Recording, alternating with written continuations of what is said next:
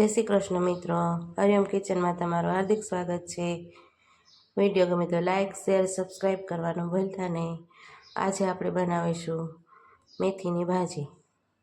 હવે એક પેનમાં આપણે 3 પાવડા તેલ લઈશું। હવે આપણું તેલ ગરમ થઈ ગયું છે। હવે એમાં 4-5 કળી લસણની નાખશું। લસણ સતળાઈ જાય પછી ધીમો તાપ કરી અને મેથીની ભાજી પણ નાખી દઈશું। મેથીની ભાજી નાખ્યા પછી એને હલાવી દઈશું।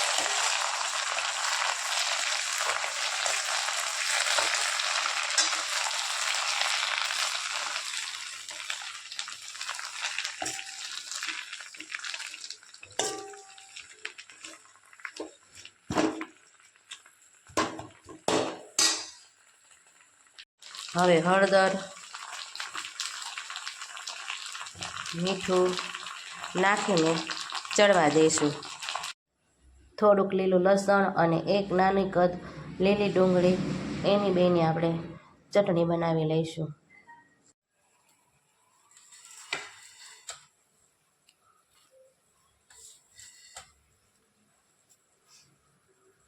લીલું મરચું, હવે તેની ચટણી બનાવી લઈશું।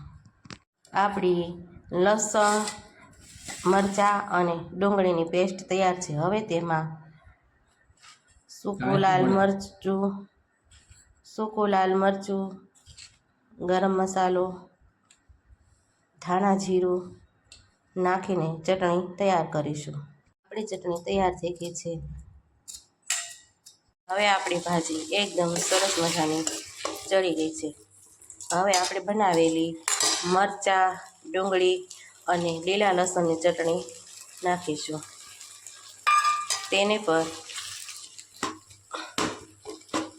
મિક્સ કરી લઈશું અને 2 મિનિટ માટે ચડવા દઈશું।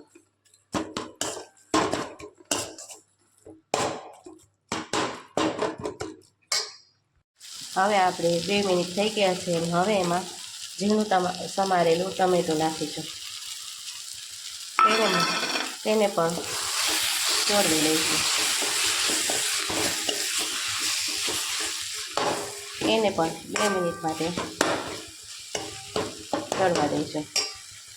હવે ઉપરથી કોથમીરથી ડેકોર કરીશું। તો તૈયાર છે આપણી મેથીની ભાજી। વિડીયો ગમ્યો હોય તો લાઇક શેર સબસ્ક્રાઈબ કરવાનું ભૂલતા નહીં। બેલ આઇકન કરજો જેથી આવનાર વિડીયોની માહિતી તુરંત મળે। જય શ્રી કૃષ્ણ। તો તૈયાર છે આપણી મેથીની ભાજી, ટમેટાની સ્લાઇડ સાથે સર્વ કરીશું।